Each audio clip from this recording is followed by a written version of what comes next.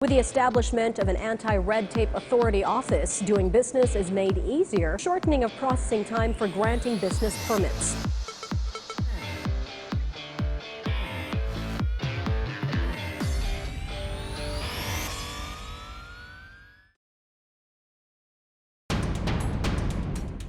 Good day and welcome to Pros and Cons, where we ask the hard questions and you decide which side of the truth you would choose to believe. Red tape, a persisting issue in the fight against corruption. To reduce bureaucratic red tape, make government agencies competitive, and improve its services, the Anti-Red Tape Authority works on speeding up government processes. With the passage of the Ease of Doing Business law, the government hopes to eliminate corruption at its roots and make government agencies competitive. Today, in Pros and Cons, we raise the question: how can the Ease of Doing Business law improve government services? How can government agencies shut down opportunities for corruption? How do we, as citizens, stop red tape? I'm Joel Sy Egco, your moderator for the day. How is the government faring in the fight against corruption? One of the ways to find out is whether government services have become faster and more efficient. And today's guests will help us determine if that's the case or not.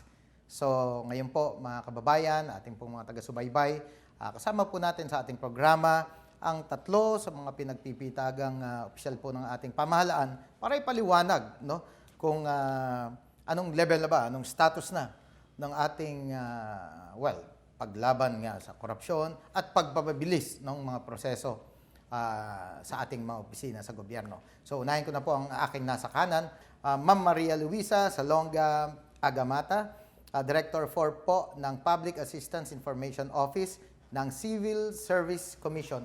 Welcome to the show po, ma'am. Hello po, thank you for inviting us. Kamusta po ang CSC ngayon at inyo pong trabaho doon? What keeps you busy? Mabuti naman po at busy kami ngayon doon sa pagsuporta sa Anti-Red Tape Authority in implementing the law, lalo na napirmahan na ang IRR nito. Alright, so yan ang isa natin pag-uusapan po mamaya, yung ARTA, no? Yung ARTA na natawag. So, kasama rin po natin sa ating kaliwa naman ay si Atty. Clarence V. Guinto. Siya po ay Regional Director for NCR. Yes, tama po ba? Usec. Ng Land Transportation Office. Welcome to the show po, Attorney. At kumusta po? Hindi ba masakit ulo nyo sa traffic? Thank you for having us tonight, Usec. Maraming salamat sa pagkakataon na naimbita nyo kami dito para maparating din namin sa mga kababayan natin kung anong ginagawa ng LTO. Alright. And kasama rin po niya, taga-LTO rin. At comebacking guest po natin dito, veteran ng Pros and Cons. No? Ilang linggo lang nakakaraan, kasama po niya sa natin siya dito sa programa. Ang akin po binabanggit ay si Mr. Roberto Valera. Siya po ay Deputy Director ng Law Enforcement Service and Chief of Field Enforcement Division, also of the Land Transportation Office. Welcome back, Sir Bobby. When we return, we'll discuss the current status of red tape in the government. Meron pa bang red tape na yun? And what we're doing to stop it. Pros and Cons, we'll be right back. Ito ang Duterte on Duty. Ulat sa ginagawa ng Presidente. August 5, Lunes, Malacanang.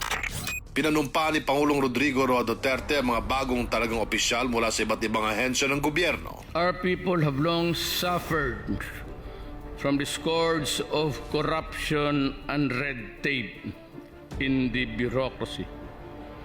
As you assume respective offices, I expect you to help me in the task of regaining our people's trust in government by pursuing necessary bureaucratic reforms that will enable us to address the needs to those we serve. Nanumpa rin ang bagong talagang Supreme Court Associate Justice na si dating Court of Appeals Justice Rodil Zalameda. Pinanumpa rin niya ang mga bagong cabinet secretaries na sina Acting Secretary William Dar para sa Department of Agriculture at Acting Secretary Wendell Avisado para naman sa Department of Budget and Management. Nakipag-meet and greet sa Pangulo ang Miss Philippines Earth 2019 Reigning Queens sa kanilang pagbisita sa Malacanang. Kinagabihan ay pinangunahan ng Pangulo ang 40th Cabinet Meeting sa Aguinaldo State Dining Room. August 6, Martes, Malacanang. Pinanumpa ni Pangulong Duterte ang mga bagong talagang opisyal ng League of Provinces of the Philippines, League of Cities of the Philippines at Liga ng mga Barangay. Pinanumpa rin niya ang mga newly elected officers ng Federation of Filipino-Chinese Chambers of Commerce and Industry at ginawara ng Order of Lacandula ang presidente nito na si Dr. Henry Bonlyong. Nag-farewell call sa Pangulo si outgoing Denmark Ambassador Jan Top Christensen. Kinawaran siya ng Order of Sikatuna Rank of Datu. August 7, Miyerkules, Haro, Iloilo. Nakiramay ang Pangulo sa pamilya ng mga nasawi sa Iloilo Guimaras tragedy noong August 3, 2019. 3 bangka ang lumubog sa dagat na sakop ng Iloilo Guimaras Strait dulot ng masamang lagay ng panahon. August 8, Huwebes, Malacanang. Pinanumpa ni Pangulong Duterte ang mga na-promote na star rank officers ng Philippine National Police. To the newly promoted generals, I urge you to uphold the highest ethical standards in your profession, even as you strive to remain firm in controlling order and the rule of law, preventing and controlling, again, crimes and the order of our nation. August 9, Biyernes, Camp Crame. Panauhing pandangal ang Commander-in-Chief sa selebrasyon ng 118th Police Service Anniversary. I call upon you to keep your integrity intact as you uphold the highest ethical and professional standards in public service. Ako po si Secretary Martin Andanar at ito ang Duterte on Duty. Abangan sa susunod na linggo ang mga gagawin ng Pangulo.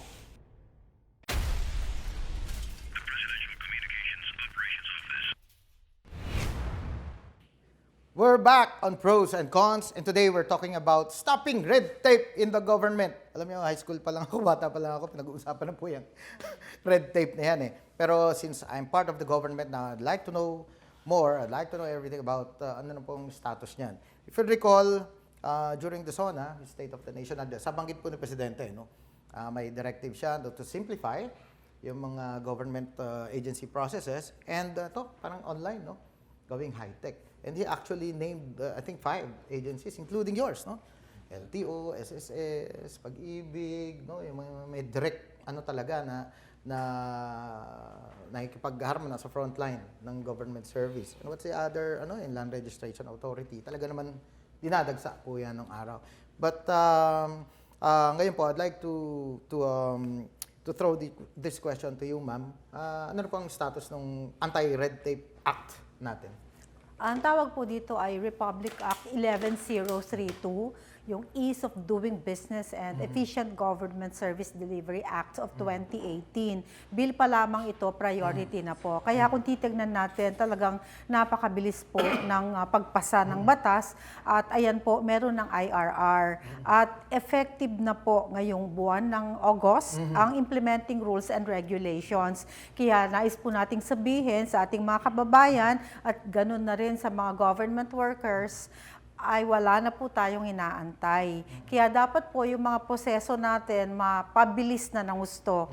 Wala pong biruan itong batas na to, sapagkat siguro nais ko na pong banggitin na napaka-harsh po talaga ng mga penalties. Siguro to begin with, simulan natin doon para malaman po natin lahat. Ito yung sa impormasyon na makasama po natin sa gobyerno. Para malaman ito, pag-uusapan po natin yung kaparusahan kung hindi nyo papapatupad na ito. talaga po siyang mabigat. Yes. Unang-una po, yung penalty, yung first offense, 6-month suspension without pay.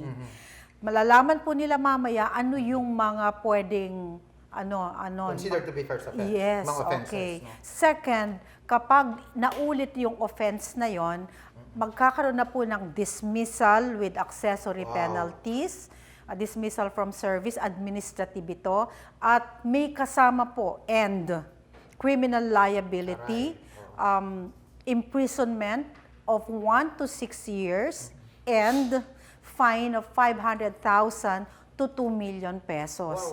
Ganyan po kabigat. Kaya po ganyan sapagkat masasabi natin crisis mode na po tayo sapagkat bumagsak po yung ranking ng ating bansa dun sa Ease of Doing Business survey ng World Bank. Ano po ang yung gano'ng kabigat yung ating decrease?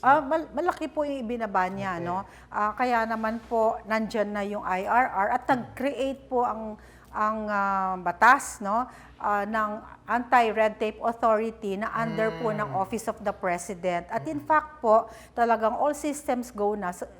Meron na pong Director General ang ARTA. At napirmahan lang nga po yung IRR at ang signatories po nito ay ang ARTA Director General, ang Chairperson ng Civil Service Commission at ang Secretary po ng Department of Trade and Industry. Yung ARTA being implemented na po yung batas dahil nandiyan na nga yung IRR. Ano yung pagbabagong inaasahan ng ating mga kababayan? Halimbawa, kung ako po'y pupunta bukas sa isang ahensya ng gobyerno, ano dapat ang makita ko po doon? Ang pagbabago, how should they treat us? ang pagbabago pong inaasahan dito ay dapat kapag dumating ang tao sa opisina, hindi po dapat paalisin, pabalikin ng walang malinaw na aksyon. Kung ang kanya pong mga papeles ay hindi kumpleto, ilagay sa isang checklist ang mga dahilan kung bakit disapprove at ibalik po ito agad. At kapag kumpleto naman po ang kanyang dokumento, kailangan tanggapin at iproseso at huwag i-refuse o pabalikin. Kapag ang isa pong tao, ito first offense na to, kapag dumating siya, ang office hours mo ay 8 to 5, dumating po siya at sasabihin, kanina po may opisina akong nalaman, nag-cut off ng 3 o'clock. Yung mga tao po, yung humihingi ng tulong ay Pinauwi. balik na lang bukas, 3 o'clock ulit. Sino ang pwedeng magsabi po? Bawal po yun. Sino po pwedeng magreklamo? Tuloy ko po. Yun sige. po, first offense na. Kapag inulit mo yon, second offense ka na, may criminal liability ka na po. So, kung saan po pwedeng mag-report, meron na pong agreement ang Civil Service Commission at ang Anti-Red Tape Authority na i-text, no, dun sa hotline number na binanggit po ng ating Pangulo nung SONA niya. Ito po yung contact center ng bayan. Nasa pangasiwaan po ito ng Civil Service Bukod Commission. pa po ito yung, di ba meron tayong may hotline 8888. Tumulong po kaming maitatag yun following the contact center ng bayan protocols. Pwede po lang idaan doon yung kanilang reklamo? Sa contact center ng bayan po, pwede rin sa hotline 8888. Pwede din po sa website ng arta.gov.ph. I see. Okay. Thank you po. Sir, sa inyo po, nabanggit nga LTO, no? Isa sa talagang special mention, yung Land Transportation Office. Pero ngayon, ano pong mga actions niyo taken immediately after the SONA? Yeah, we consider it as a challenge. In fact, even before the enactment of the law, yung ease of doing business, may mga initiative na yung LTO. We are putting technology in our systems and processes.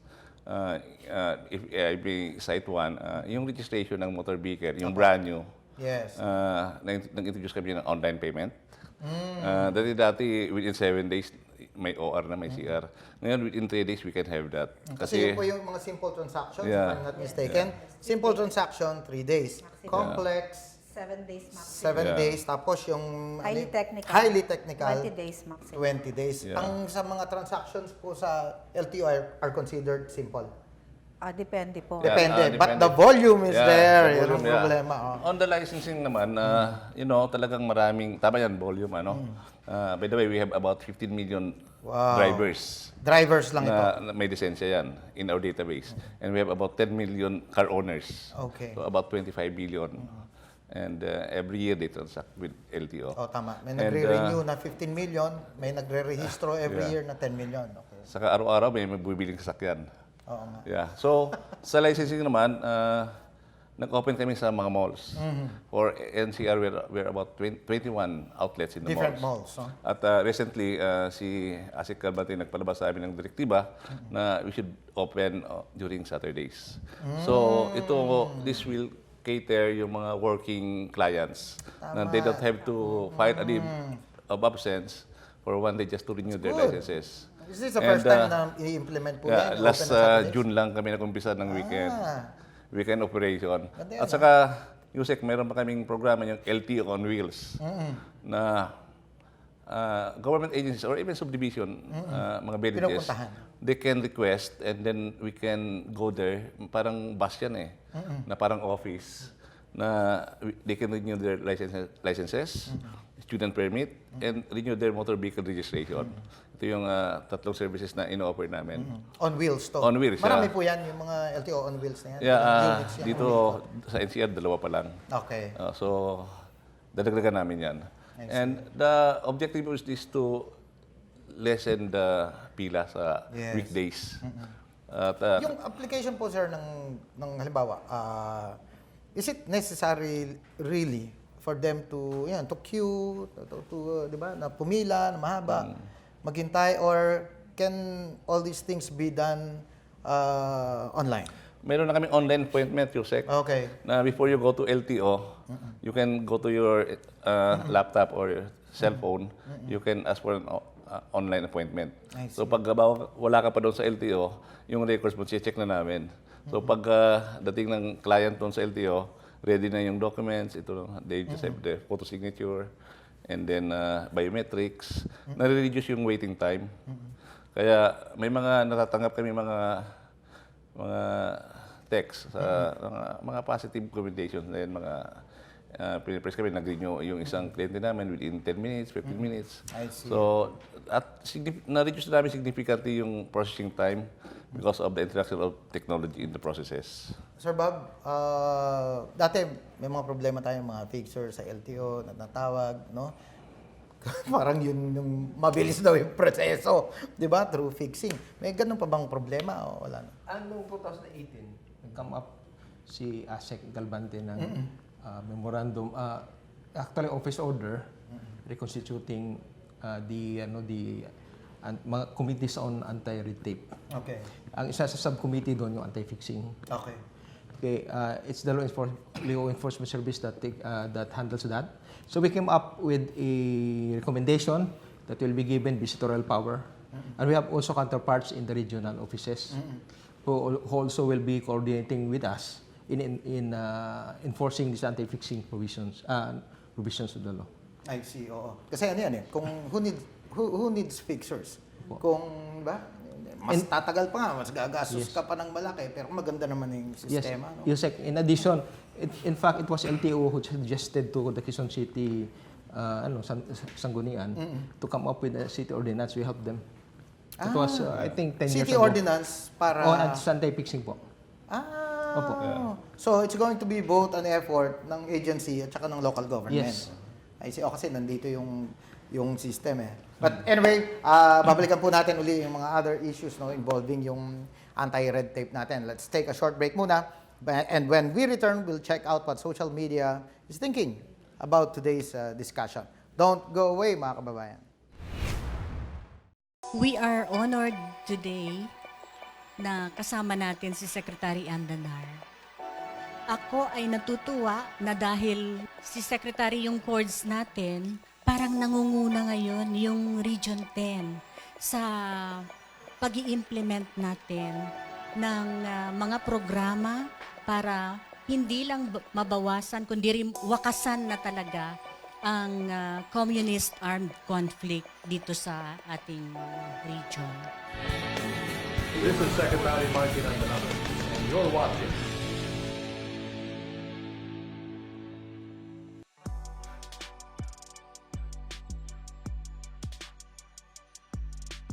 As PCOO, with the vision of the Secretary Martin Andanar, I think the next 3 years, we will push for the legacy of the President, of President Duterte, and hopefully we leave the PCOO 3 years from now a much better state in concurrence with a much better Philippines than in 2016.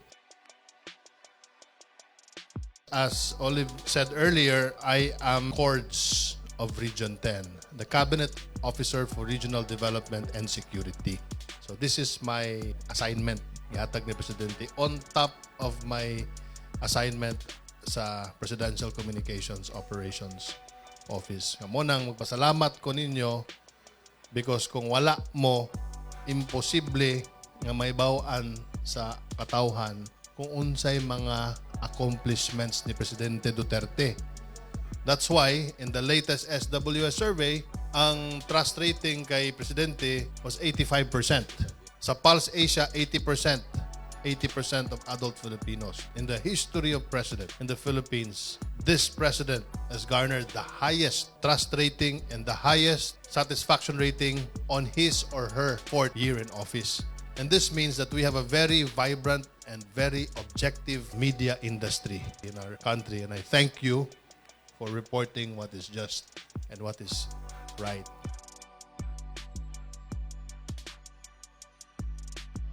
Gusto na ako pasalamatan sila Vinci Beltran, si Pia Morato, because they have been very assertive in going around the country promoting the Youth for Truth organization and the campaign Dismiss Disinformation, precisely to fight fake news. Tayo mga kabataan, sa atin talaga magagaling yung mga fresh ideas kung paano natin kakaharapin yung mga challenges.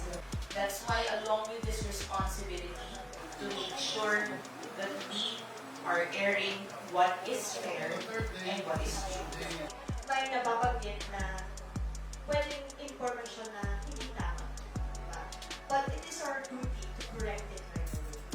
That is an example of misinformation. However, it does not become disinformation when we correct it. Pag hinahayaan natin ang information to stay false, that is disinformation.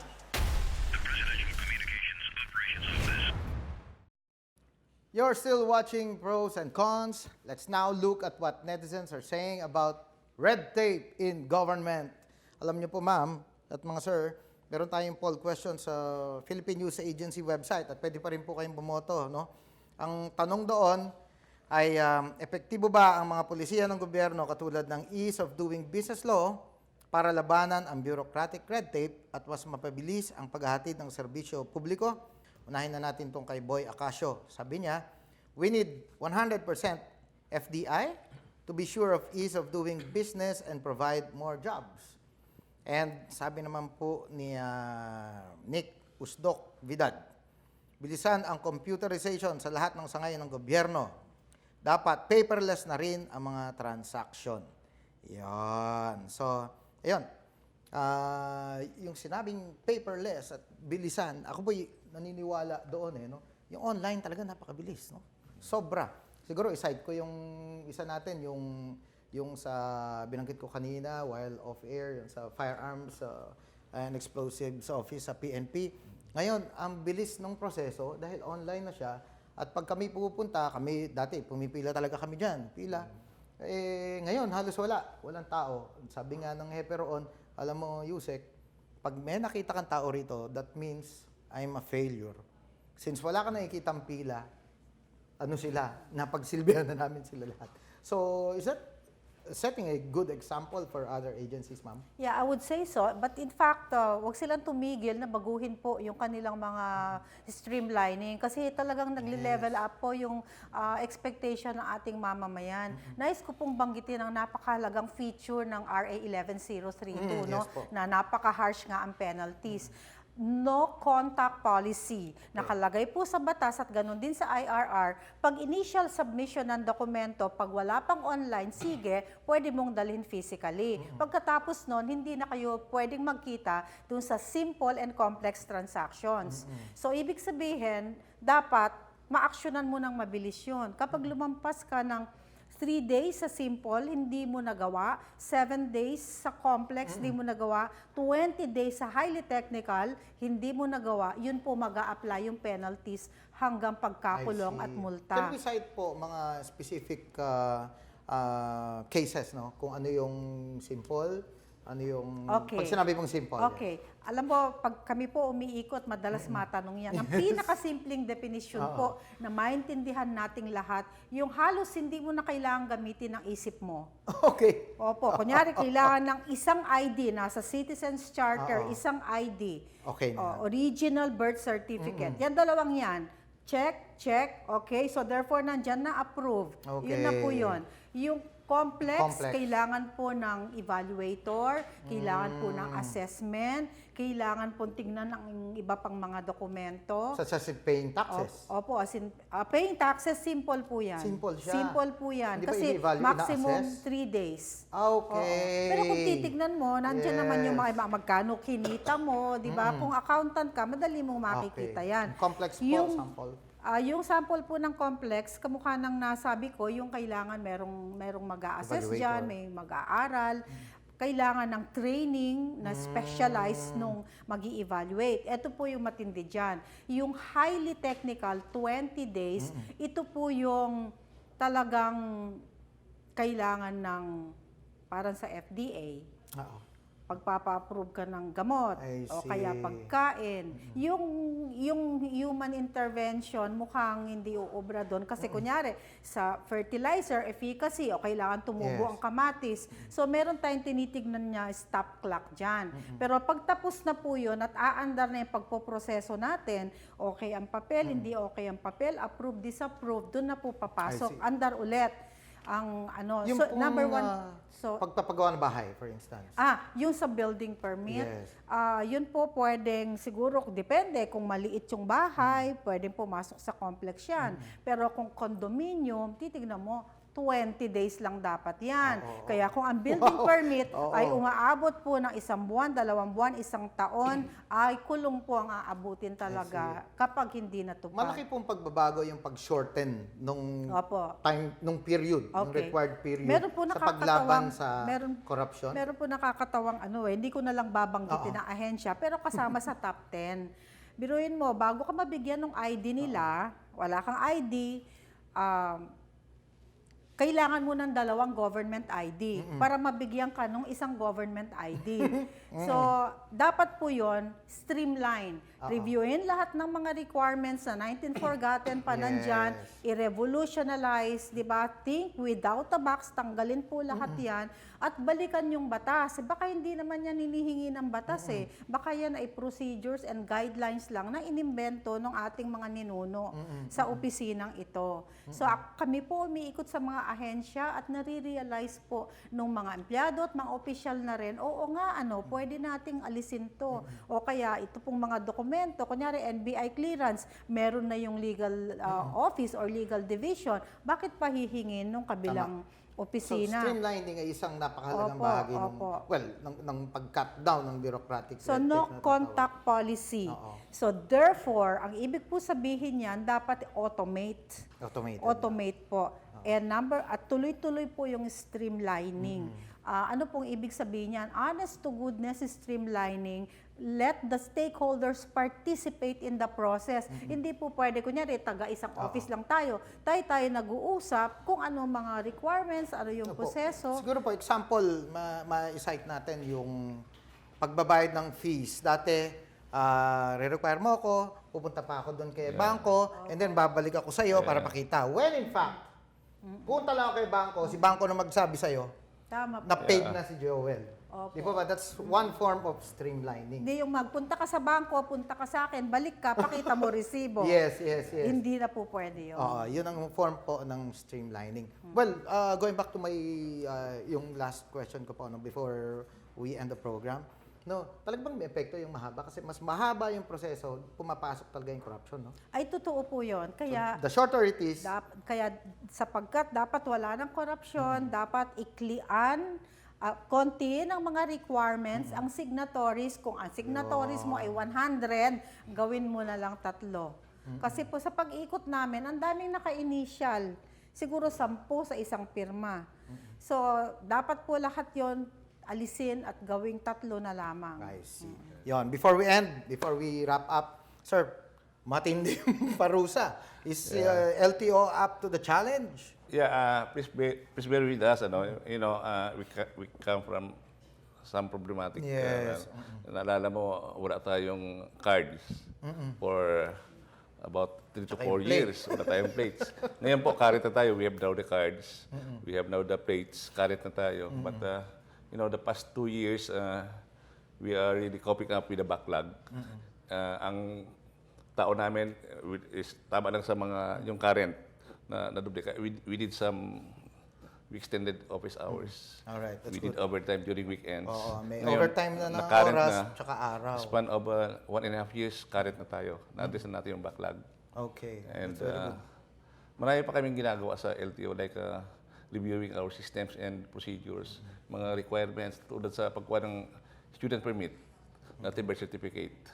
Baka pwede na yung, kung may mga passport, pwede na rin. Kasi bago ka makakuha ang passport, Kailangan mo na require ka ng student permit. That's a form of yung mga sinasabi ni streamlining. ma'am, may mga initiative na yan. Saka yung mga records officer namin, pinagbabawalan namin yung mga tao namin na pumunta ka doon sa Caloocan, kunin mo to.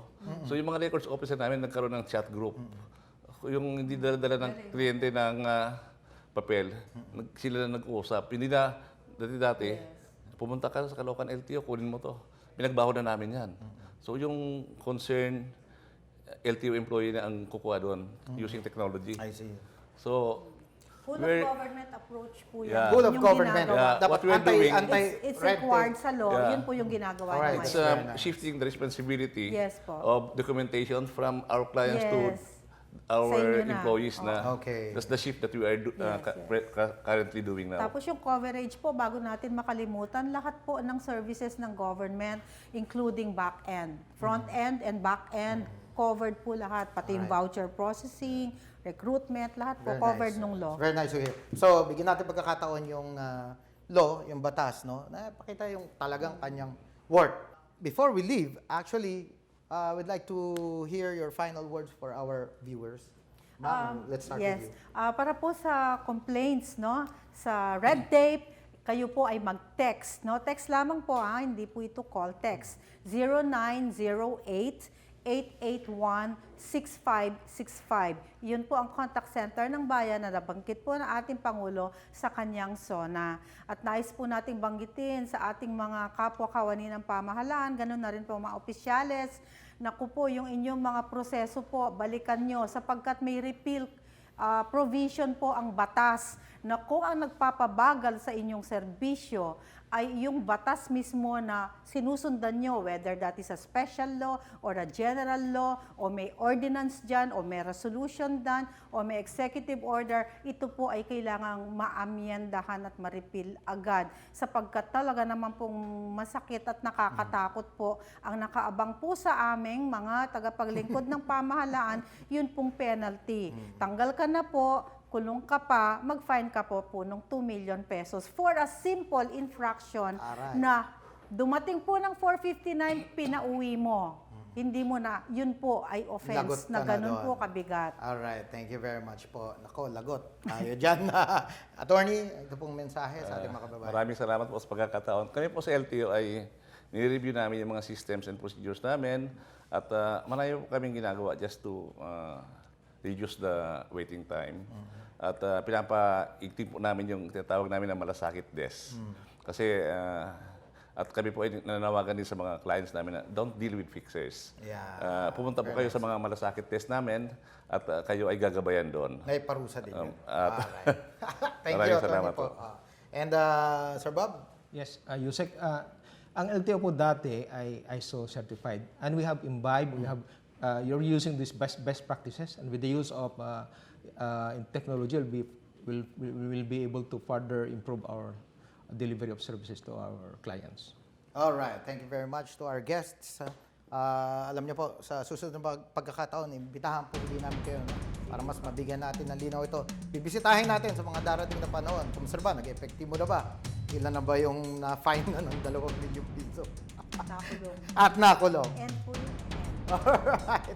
So, dito po nagtatapos ang ating programa sa ngayong araw po na ito. Don't forget to tune in next week for another hot topic. For your comments, suggestions, and questions, visit our Facebook page and the PNA website. You may be for or against, you may agree or disagree. In the end, we are all Filipinos working towards the same goals. Will you choose what's right?